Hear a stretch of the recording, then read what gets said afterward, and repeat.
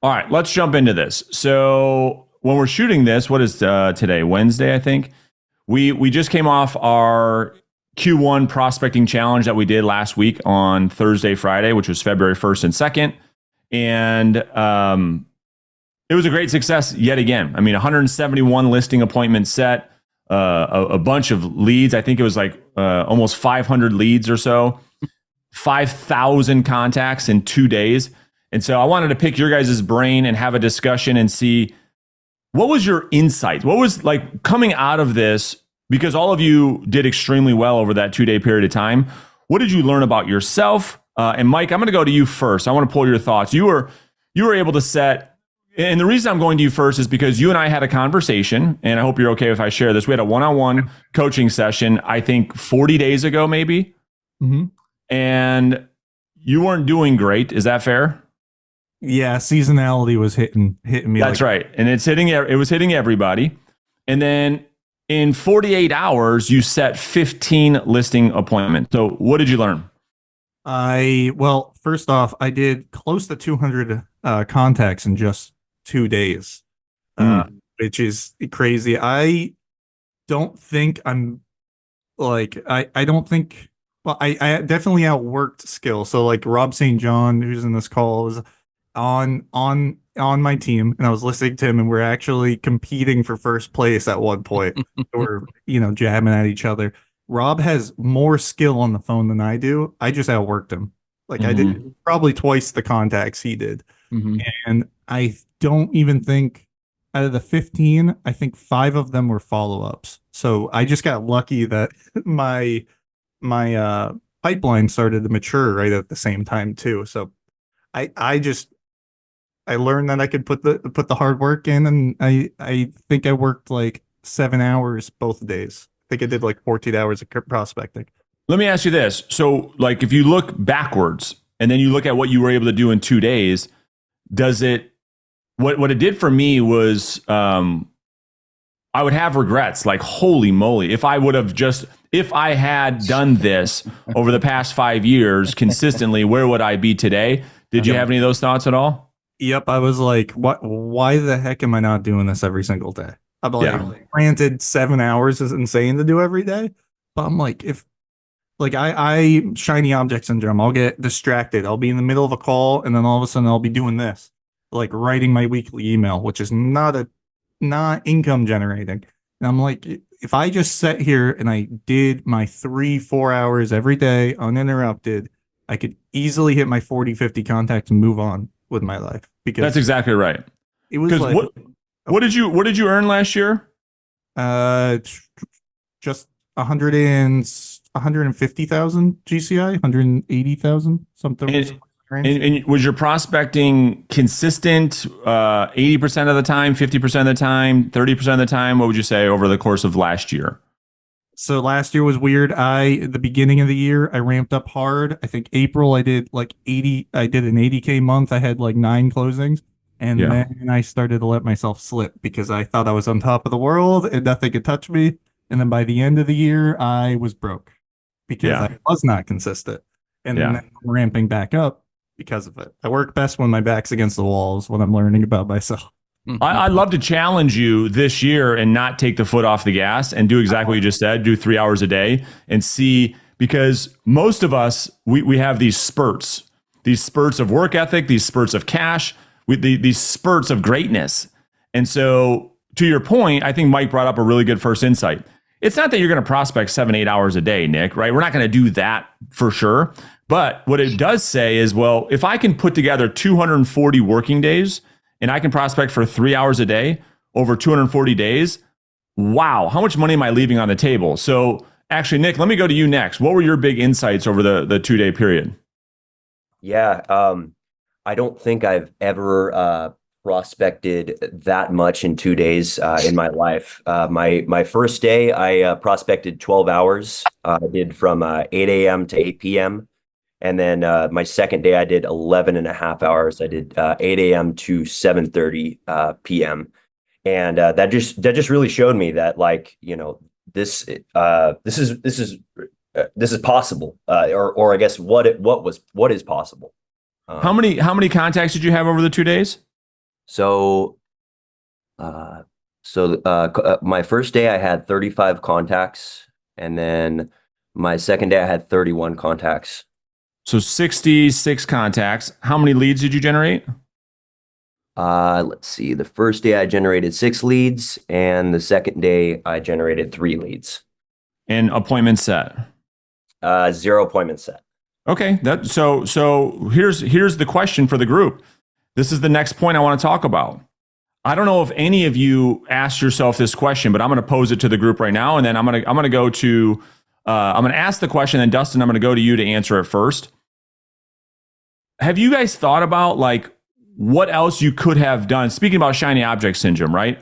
One of the other things that I do this for is to bring this thought up. What else could you have done in 48 hours in real estate lead generation to generate 6, 7, 8, 10 listing leads in 2 days? In some of your cases, 5, 6, 7 listing appointments in 2 days. Have you thought about that at all, Dustin? Have you said, holy shit, I cannot believe what has just occurred? And if I think about this for a second, if I think about all the shiny stuff thrown at us, what else could I have done to produce these type of results? Yeah, no, definitely not anything with that. If you could, you would have to spend a buttload of money on ads or something. And even then, you're going to spend a ton of time setting it all up, setting the systems. With outbound prospecting, you just hit the dials and make contacts. And I'll even challenge that too. Like, here I'm going to speak from my own perspective, and then you guys speak up. If there was, I honestly believe we'd all be doing it. If there was a way to pay money and get 10 listing appointments in 2 days, like I'd be all over it. And I would just fund it. I mean, you know what I mean? We'd all just be funding it. We'd find the money because you'd be making so much money. And so I guess the point is like all the things I have tried, all the money I've wasted, there is some stuff that really, really works well. It just takes a long time. You got to be consistent. I'm not taking anything away from any of those other strategies. But when you talk about instant injection of business, like I don't know if anything can compete to this. Rob, your thoughts on that? Yeah, I would 100% agree. And the thing that always comes to mind when this conversation comes up for me is overall predictability. Like it is significantly easier for me to predict my income and predict my results when I'm focused on prospecting versus predicting income and results based on ad spend. That's right. You know, I look at it in the same manner like I do some trading, Forex trading and stuff like that. And one of the things that I notice is like everybody's got these indicators and all this other stuff, and all it takes is one major entity to make a big move, and your entire strategy is out the door because I'm relying on the actions and efforts of something outside of my control versus relying on the actions and efforts of my own process. That's exactly right. That's exactly right. Justin, let me ask you this. Let me go to you for a minute. We're talking about right now the difference between being in control of your activities to produce a certain result versus, a passive approach to lead generation. What were some insights that you learned over the 2-day prospecting challenge? Yeah, a couple actually. And one of the goals that I had going into this was to learn at least 3 things from my teammates. One of those being to convert a wrong number into a possible contact, which I was able to successfully do. Worked out great, and I'm doing it moving forward. So that was a great idea. And there's quite a bit of other things. Of course, implementing text message and email are always going to be effective in changing up the wording and how you approach them. But yeah, I would just say that was one of the big things, turning a wrong number into, I actually got a few leads from those people who were looking to purchase or sell. They're going to be more so of a nurture, but they are leads nonetheless. So happy to be able to learn that and moving forward, implement that in my prospecting. I love it. How many leads did you generate over the 2 days? Let me see here. So I generated 20 and I ended up getting, I believe, 5 appointments. 2 of those I didn't record because I was doing hand dialing FISBOs. I don't have I use Mojo, so I don't have the FISBOs coming in, but because I never really call FISBOs. I mainly focus on expires, but moving forward, that was another thing I learned. FISBOs are also where they're at. So I'm calling FISBOs for sure moving forward. I'm going to subscribe now with Mojo with that. But yeah, to answer your question, 20 leads. I love it. 20 leads and 5 appointments set in 48 hours. Is that right? Right. Yeah, more it's amazing. I generated, man. Good job. It's a lot. So you're building a pipeline, right? It's amazing. So let me shift over to Eduardo. We're gonna shift to skills in just a second, but before we do that, Eduardo, talk to us about some insights that you learned about yourself, mindset, work ethic, strategy, tactics. Well, first of all, I just want to thank you for having me here. And what I learned is basically if I keep on calling, I'm going to go ahead and find people who actually want to go ahead and do business with me, or at least give me the opportunity. That's right. If you take action and you are in the if you're playing offense and you're out there having conversations, you can't help but have conversations with people that want to do something. Is that right? Yep, because I already set one listing appointment and I just quit my job like 10 days ago. So, I mean, I'm really excited about that. It's amazing. It's amazing. Tony, let me get some insights from you too over the 2-day period, and then we're going to shift to skills. Okay. Well, yeah, thank you for the invitation. I know we have Nick on here. He used to be he was in my team. Hey, Nick. That's awesome. But yeah, yeah, I mean, obviously for me, we really wanted to get the appointment. But I mean, for me, it was a huge win nonetheless. Like with Nick, I wasn't to 12 hours per day, but I mean, I did 8 hours. That's the most I ever did. I didn't even know if that was possible. And I've always heard about from this channel and everybody that, what this could possibly help you to do. And I wanted to try that myself. I wanted to see what the numbers are like. And I was kind of surprised to see the average is right there, seven contacts per hour. And you actually get in contact with 15% of the people. And it's depending on your skill level, you could convert at a better level. But obviously, with my lack of skills, I was not able to convert. But I was surprised to at least get a openness of their interest of possibly talking to me in the future.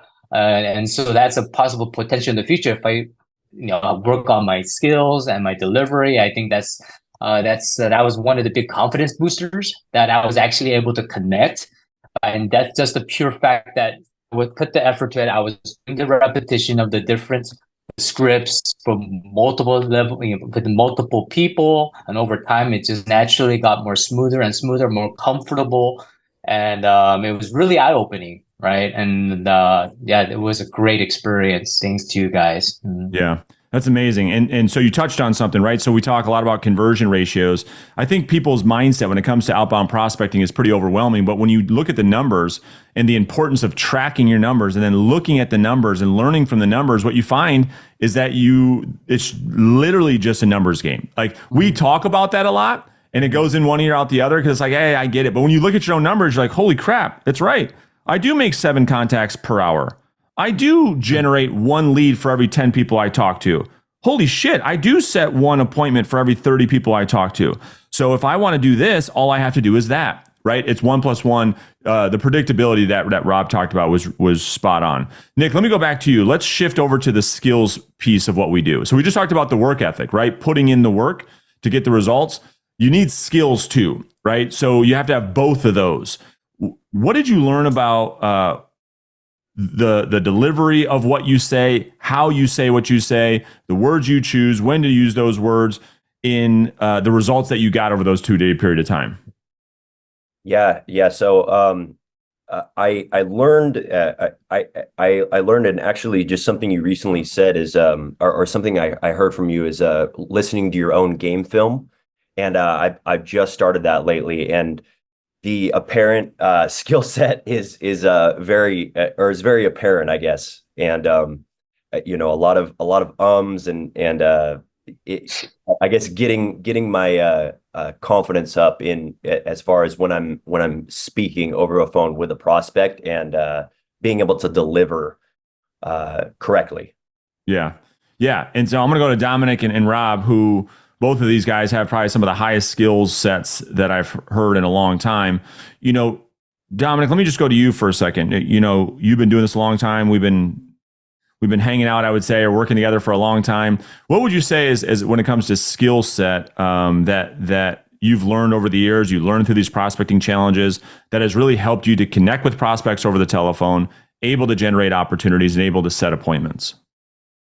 Yeah.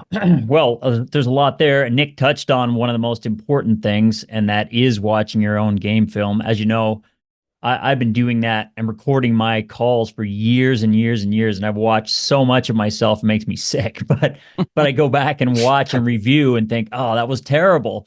So paying attention. Okay, what it really starts with is knowing what to say, when to say it, and who to say it to. So that comes to scripts, right? Sure. That's knowing the not a word by word script like you can read something off a paper, but knowing the direction that you need a particular phone call to go to determine whether or not this is somebody that you can help, and if they want to help you, and whether or not getting in front of them is something that makes sense now or in the future. How you get there is what the framework of a script is. And then from there, it's just a function of building on top of the skills that Nick mentioned, and you've mentioned so many times. I mean, your tonality, your pauses, your pacing, your ability to match and mirror a prospect, your ability to make yourself sound interesting on the phone. We talk about it in skills training all the time. The ability to be interesting. When you're on the phone, people can't see your face. They can hear your voice going up and down, and putting all of those things together on a phone call is what makes a difference between maybe getting not so much conversion and above average conversion. And it just takes a lot of time and practice and putting yourself out there. And another thing I would say is that during the prospecting challenge, you become a little bit more bold than you might normally be, right? When you get to a point in a conversation where you're like, I don't know, I bet you these guys that really scored a lot of appointments, Mike and Rob can attest to this. When you're in a competitive environment like that, you feel compelled. You know what? I'm going to ask for the appointment anyway and see what happens. And at another time, you might have decided, you know what? I'm going to let this guy off the hook or this lady off the hook. You ask for the appointment and boom.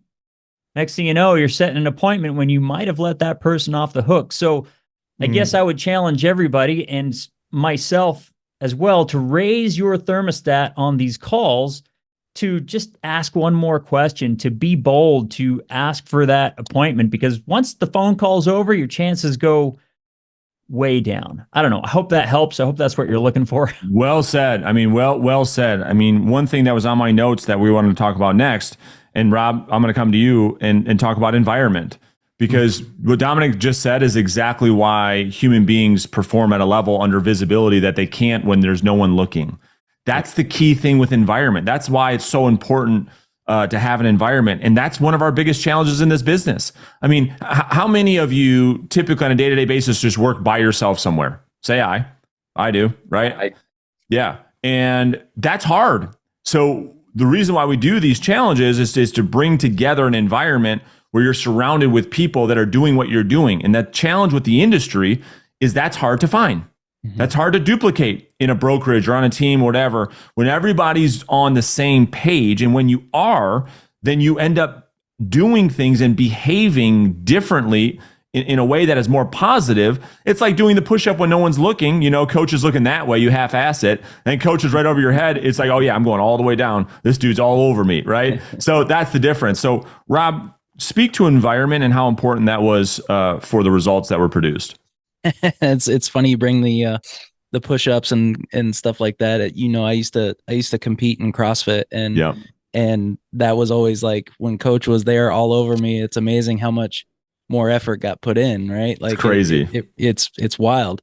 So it's like the cross. Sorry to jump in real quick. It's like the CrossFit Games. I don't know if you guys ever saw it. There's a judge with a ruler, right? Yeah. On every single person. And so that's where visibility is a beautiful thing. Oh yeah. I think most humans underestimate like real high levels of visibility and accountability. It's like, no. You should want that because your ass will perform leaps and bounds over what you will do by yourself when no one's looking. Yeah, go ahead. Sorry. That actually is so.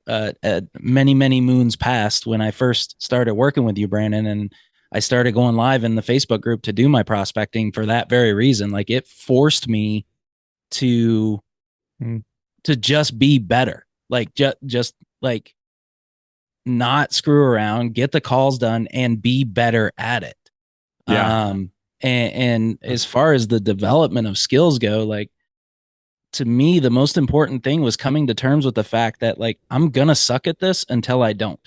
That's right. Period. Like, and that is totally okay. Yeah, I love it. You know, that to allow yourself that build of those skill sets.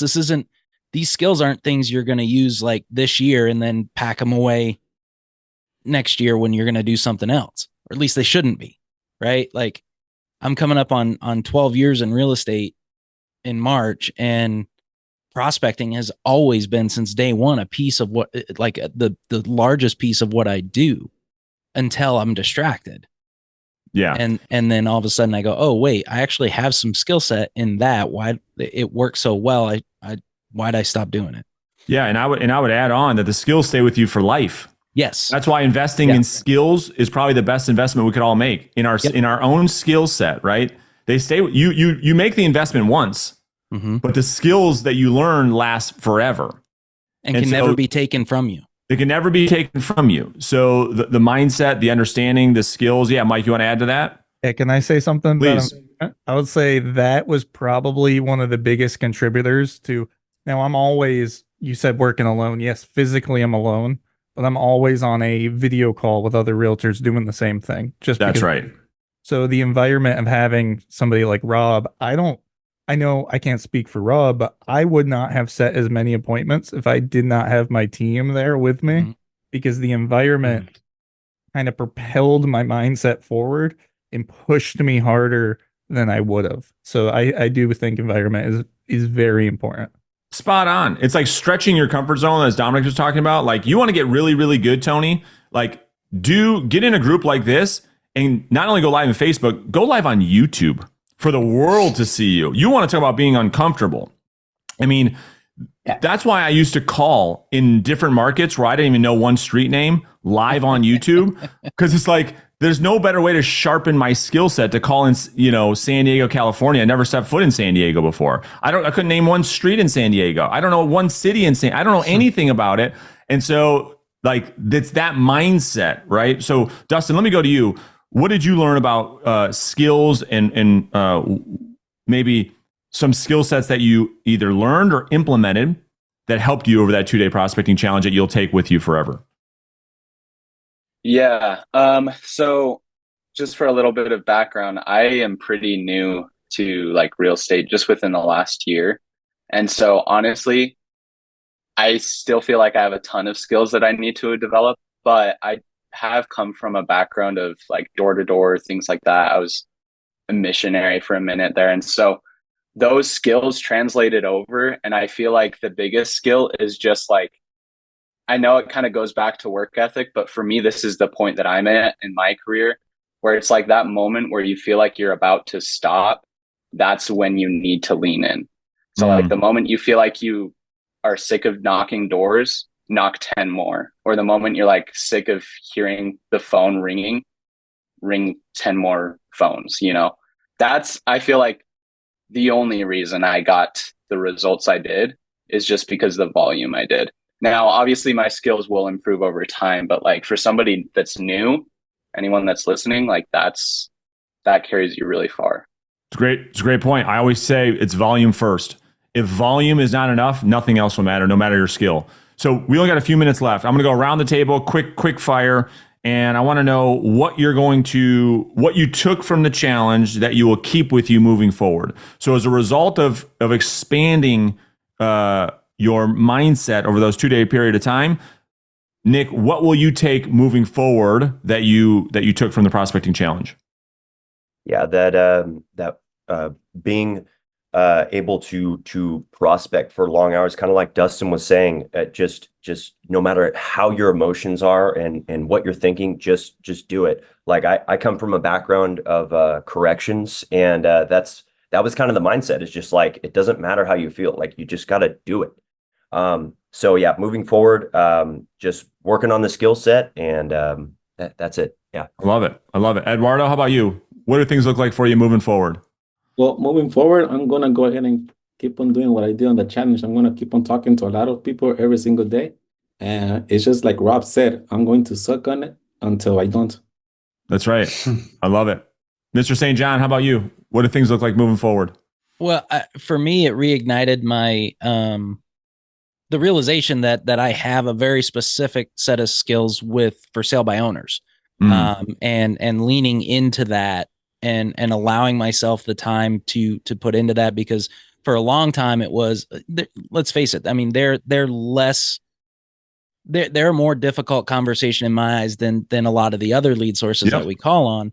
So yeah, it's easy to avoid those. However, I have developed a specific skill set with that niche. And so I'm just going to lean into that and hit it hard going forward. Smart. Dominic, that's one of my favorite niches too. I would prefer for sale by owners over expires every day of the week. But anyway, that's me. I agree. Dustin, how about yourself? Moving forward, what do things look like? Yeah, I think what Rob was talking about, environment, is something that I really want to focus on, because I've proven to myself that I can work hard, but it's surrounding myself with people that will motivate me to work hard and work hard with me too. So does that mean a prospecting group meeting in the morning on a Google Meet or a Zoom and doing prospecting together? Is that what that means? I'm not sure what it means yet. I think that would be sweet, or just going live on YouTube, but that's my goal. That's my next goal, is to figure out how to create that environment for myself. Smart. Smuts? Yeah. So the second you said the YouTube thing, I was in. I'm going to go live on YouTube starting tomorrow morning. I love it. I'm a little nervous about that because it's with my recordings, I put those out there all the time and I'm able to bleep out numbers and stuff, but I can't do that when it's live. So I am a little nervous about that, but hey, if I'm nervous, it means I'm heading in the right direction. I also learned I had a huge focus on appointment set. And during this challenge, a lot of it came through follow-up. So I was one of those ones that would, if I didn't get the appointment the first go, I would tend to forget about them. This challenge taught me that the lead generated number, while not important, more important than appointment set, is a very important number that I need to start focusing on, because it's building the pipeline. If I hadn't have built that, I wouldn't have done as well as I did here. Probably the biggest insight so far. I was waiting for someone to drop that, Dominic? I mean, if you guys didn't watch the interview I just did with Marlene Cedinho, she's been in the business 3 years. She started with this program 3 years ago. She went 150, she went 300, 500 in income, and it's all because of her database. It's all because of leads she generated in 2020, 2021, 2022, and they all manifest, and now she's in momentum.